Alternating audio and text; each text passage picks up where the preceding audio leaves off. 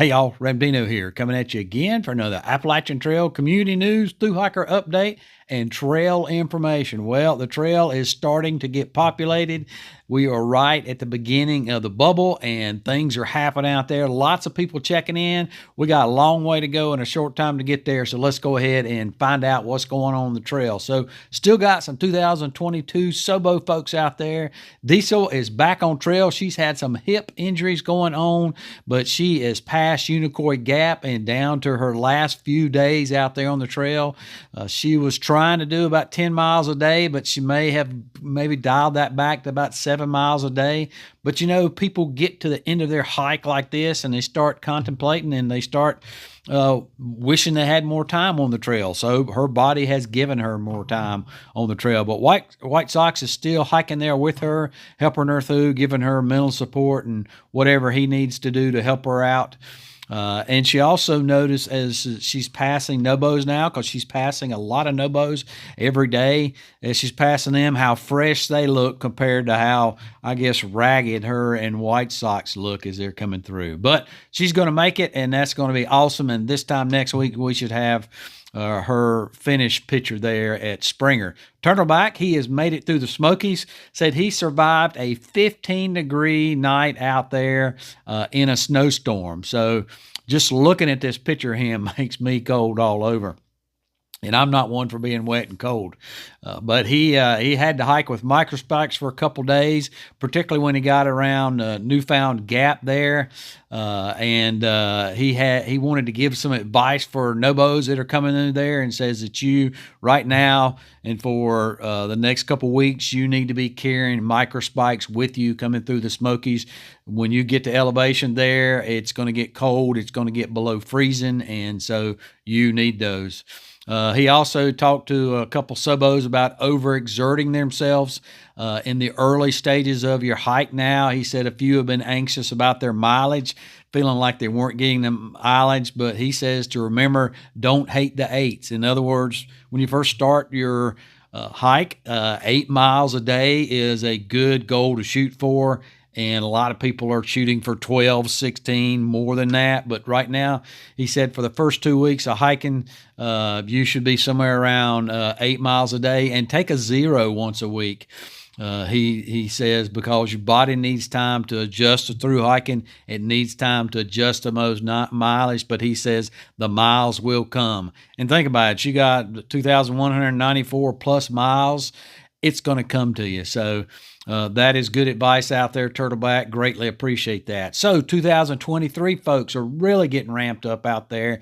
We got Jeff and Mila. They are making their way to Damascus, should be there any day. They can't wait to get there and get their bag tags. So when they left, of course, the ATC hadn't showed up with the bag tags yet. They have now, but they hadn't at that time. So they're looking forward to getting those bag tags when they get there. And my understanding is they get them from the trail center there in town.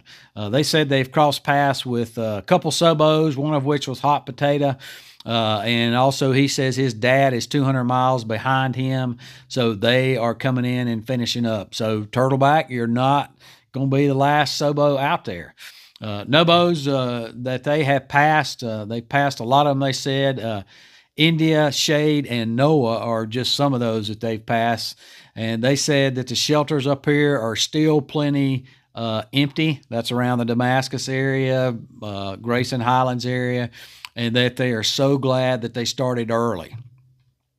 Dan B, he's left Amicalola on the 22nd, and he is over Blood Mountain now, headed toward Neal's Gap, and he's probably by now, he's already past Neal's Gap and actually well on his way into Dix Creek's Gap. He met a Sobo hiker, Slug, passing over Blood Mountain, so Slug should be finished by now, so congratulations to Slug. Weren't tracking Slug or anything like that, but still want to wish everybody that finishes congratulations. Cruz is going to get started on the 20th. He was going to get started on the 27th, but his plans changed, so he's starting today. Mark and Anita Wagner, they started this past week, and they've made it to Neal's Gap, and they reported in their pack weights were at 23 and 29 pounds. So, well, winter, those are very respectable pack weights. Topo, he was hiker number 78 when he left, and he has just rolled into Irwin, Tennessee.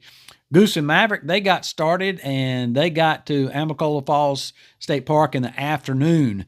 And when they got there, there was the where you go to check in, where the volunteers with the ATC and the Georgia Trail Club are there. There was nobody there to check them in. It was locked up, and so they were later in the afternoon, certainly before 5. So they went to the Amicalola Falls State Park there, where the visitor center is.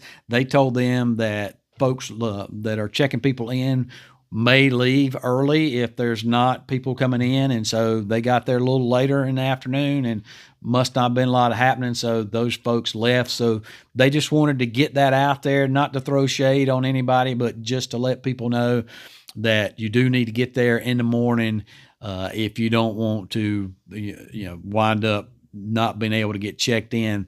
They went ahead and hiked up to Springer and then caught a shuttle back down to get their name on the registration at the park there, and to also get their bag tag. So, and then they had to catch a shuttle back up to Springer as well. So I'm sure they had some expense there for that. So, but they did want to let folks know about that. Sassafras Jim, or as I called him last week, Sassafras Jim. Sassafras Jim. I don't have to worry about mispronouncing his name anymore because he has a new trail name, and that trail name is Bear Spray. So a lot of folks get their trail name for something that happened to them on the way, and so something happened to him on the way. He was staying at Above the Clouds Hostel, and he triggered his bear spray. So bear spray is a whole lot more potent than just your typical pepper spray that people carry, and it comes in a pretty big can as well. So he filled that hostel up and ran everybody out. And I'm sure the place had to be, after it was evacuated, it had to be cleaned up and everything. But that is his new trail name, is Bear Spray now. But he should be past Neil's Gap by now. Bubbles is in North Carolina. Kat and Adam, they got stepped off there at the Approach Trail. Freeze Dried and Son, John T., they have stepped off and on their way to North Carolina. Hopper, he got started. That's the second hopper. The first hopper was doing the Bama to Baxter, but he had to get off due to an injury. This hopper is actually starting there on the Appalachian Trail proper. Moose Liver, she got started at Amicalola Falls State Park. This is her, I think, third attempt. So hopefully this will be it. She's got a pretty low base weight. I can't remember what it was, but it was maybe in the mid 20s, around 23, 24, something like that. She was pretty happy with that. So that is great for her. Hiram Hikes, he has made it to Irwin. While he was in Irwin, he was expecting his son to meet him there. And his son did show up, but he also showed up a little surprised. He brought his other son with him, as well as his wife. So that was awesome for them to get the chance to spend a little time together there on trail. Wedge, who is also hiking with Trash Hiker, Mary Poppins, Lost and Found, and Flying J, they have all made it to Franklin. So congratulations to them. And looks like they got a neat little tramway going there. Frodo, he has made it past Neil's Gap. Andrew, he's made it past Neil Gap. Bartman and Point 7, they have made it past the quarter-way sign. So they are a quarter-way to Katahdin. That's a pretty neat milestone for them to hit. So congratulations to them. Stinger has made it to Fontana, and he will be heading into the Smokies today. Buddy and Felicia, they have made it over Blood Mountain. Jim Lakes from the Jersey Redneck Adventures, he is taking a Nero in Hiawassee, and he wanted to give a shout out to Tri. So Tri had hiked with the Jersey Rednecks, and that's his channel. Back when they hiked, I believe it was back in 2019 when they made an attempt, as did Tri. And so Tri has been supporting him over social media. And that's pretty important for him to begin with. This is kind of a memorial hike for him.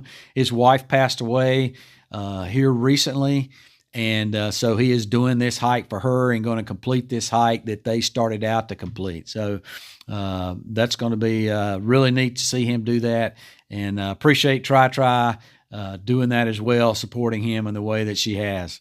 Mule and AOG, they are on their way to the Knock, and they should be there shortly. Boston, he has entered the Smokies. Soup Cup, he is on his way to North Carolina, but he wanted to let folks know that the Woods Hole shelter and shelter area is pretty much overrun with mice. He was in a tent, but he had them all over his tent trying to get in his tent. So Keep that in mind whenever you got food and stuff. If you choose to put it in your tent, that's going to bring mice into it. So we did have a hiker that got off due to an injury. That was Sloth. He's off for a few weeks till he can rehab the injury that he had, and then hopefully he's going to be getting back on. So some starters from my support list that are starting this upcoming week: Bob McCall, Dan Cruz, City Dog, Debbie Holt, McDuck, Magpie, James and Donna Hart, Trail Trucker, Cody Ward, Brent Larson, Bain, Ron, Blue and Kit, Robert Farrell, Mike Lumpkin, Omni, Jacob Richardson, Jennifer Fear, Old Squid, Mike Adams, Oz. And you've probably heard me mention Oz before, particularly in the earlier videos. So Oz is a friend of mine. He's from Canada. That's why they call him Canadians, because he's from Canada. And he is going to be starting his trip again. And he is, this will be his second, maybe third attempt. He couldn't get here over the last couple of years because of COVID restrictions, but he is on his way now. Bearded Servant is, unfortunately, he was going to be trying to get on, but due to an injury and an illness, he will not be getting on. Frostbite and Eva Diamond, all those folks will be starting this upcoming week, so looking forward to them. Those are all folks on my support list, so please go and support them. There's a link down below to the support list where you can go and find that. And if you're a thru hiker and you want to put yourself on that support list, please do that. There's a link to fill out a form for you to populate yourself to that. And then if you want to be included as a thru hiker in these weekly updates, by all means, we'd love to have you here. Be sure and get those to me on Thursday or Friday, and you can do that through a DM, through Facebook or Instagram. Email works really good, and all those links are down below as well. So registrations, what's going on with the ATC registrations? Well, we continue to climb up just a little bit. That's kind of slowed down. Registrations have.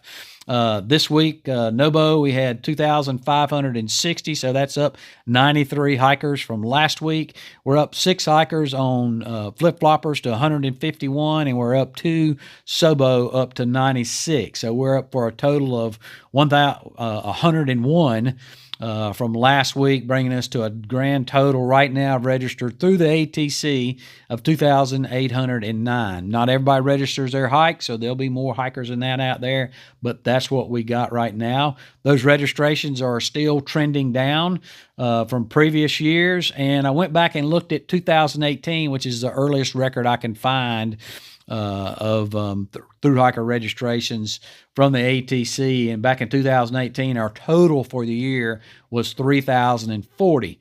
So that's compared to 2,809 right now. So we may go over that in 2018. Not sure. We probably will get pretty close. The trail is maxed out for 6 days now. We were maxed out for 5. Now we're maxed out for 6 days. Maxed out meaning the carrying capacity the ATC sets the trail at is 50 hikers. So we got 6 days with more than 50 hikers that are registered to start their Nobo hike. 68 of those hikers are starting on March 1st. So March 1st is going to be a big crowded day. And of course, that's going to be right there in the middle of the bubble. In the middle of the bubble really probably starts the last week of February, 1st of March is where the bubble really starts forming and starting getting through there. So next week's going to be a big week, and from here on out until around April 15th, the trail's going to be getting pretty populated out there. Last time this year, we were up to bag tag number 567. Right now, we're somewhere around 400, so that trend of being a little behind last year, again, matches the trend of the registrations. So some news that's going on out there.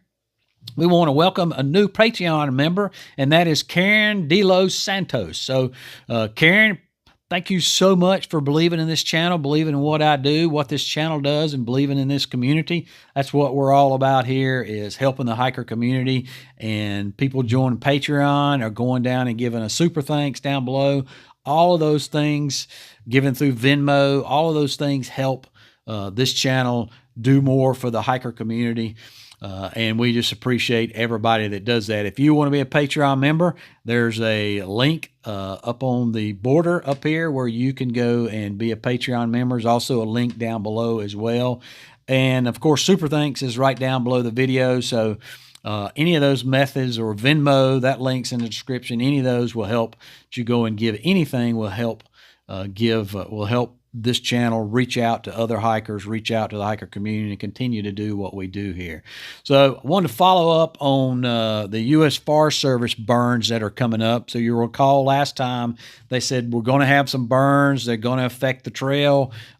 We can't tell you when, but the trail will be shut down. So that kind of creates a problem. So this was kind of my dialogue that I had with the National Forest Service. So I asked them, do you have specific dates for when the prescribed burns that would directly affect the Appalachian Trail will occur? And these particular burns I was talking about was in the Mount Rogers area.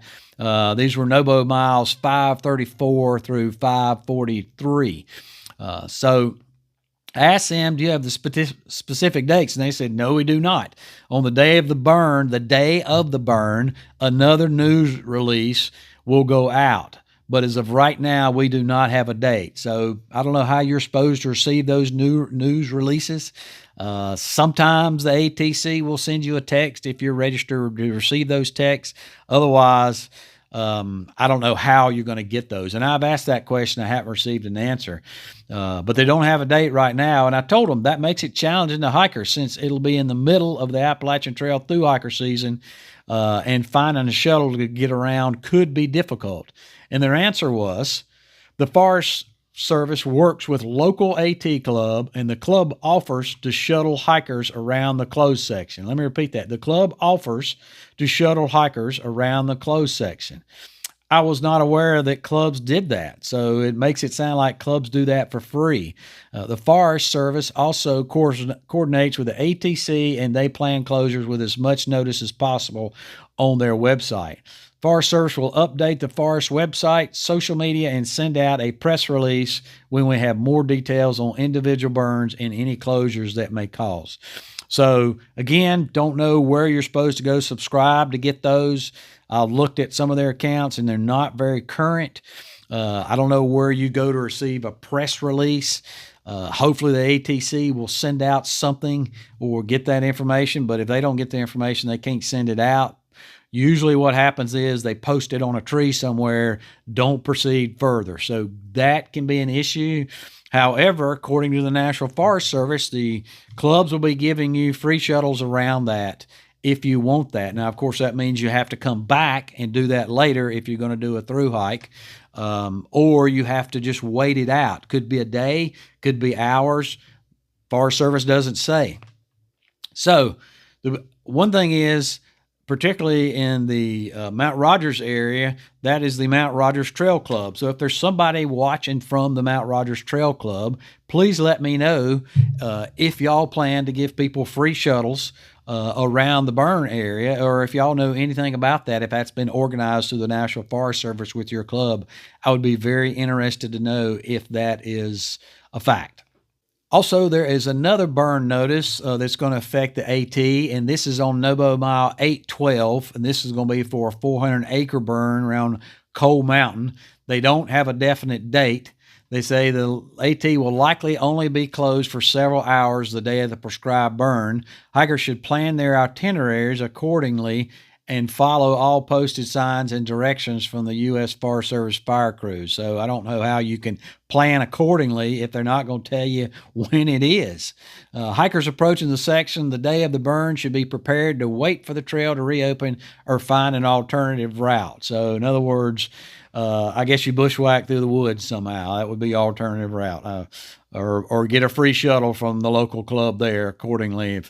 If the Forest Service said that the clubs give local, which I don't think the clubs know anything about giving local shuttles. Maybe they do. Hopefully I'm completely wrong about that. If you're in a club member up there around that mile number 812, which is the old hotel trail and the Cove Camp, Cow Camp Gap Shelter, leave a comment down below. Would love to know if that's all been coordinated with the National Forest Service. And then beginning March 1st, the fee the backcountry permits for through hikers will be raised from $20 to $40 in the Great Smoky Mountains National Park. So it's been a couple months now. Last year sometime when I first learned about the park raising the rates there, I brought that to everybody's attention, did a video on that. So basically, they're doubling the amount of what it costs for hikers to get through there, through hikers to get through there. They're doubling the cost of backcountry permits, and they're also charging parking fees now. So if you want to park for more than 15 minutes at places like Newfound Gap or Clingman's Dome, which it takes longer to hike up to Clingman's Dome than 15 minutes, then you're going to have to buy a parking ticket or a parking voucher or whatever. So this is a change. I guess they're needing funds that they're not getting otherwise, and so they are doing that. I also made a comment that the way they're doing this, they're doubling the fees for hikers, but they're not doubling fees for things like overnight camping for people pulling campers in there and other things that they charge for already there. So it's kind of out of proportion why they doubling stuff for through hikers and backcountry permits, but they're not doing that for, everything in the park. I just felt like that was a little out of whack there, but that's what they're doing. And so that is just something that you'll have to pony up if you're going to get through there with the permit. And there will be ridge runners that will be checking your permits through there. And then also don't forget that about the church sign-up list that I'm trying to put together. So anybody that has a church anywhere along the trail that welcomes in hikers, that's willing to go pick a hiker up at a trailhead to bring them to your services, or perhaps even feed them or let them camp out in your yard or something somewhere, any church that does that, or anywhere up on the trail, or anybody that knows of a church member that knows they do that, please go to the form down below and fill that out with the contact information of who they need to contact and where it is on the trail. There have been several people that have asked about, they want to attend church services while they are on the trail. And so I'm trying to put this together. I've never found it anywhere else. So I'm trying to put that together to give to through hikers that are out there on the trail. So if you're a church or a church member and your church does that, then please let me know. But really go and fill this form out. The link's down below, and that will help out tremendously. And I'll share those with through hikers. All right, folks, that is all I got this week. As always, appreciate you, and we'll see you out there.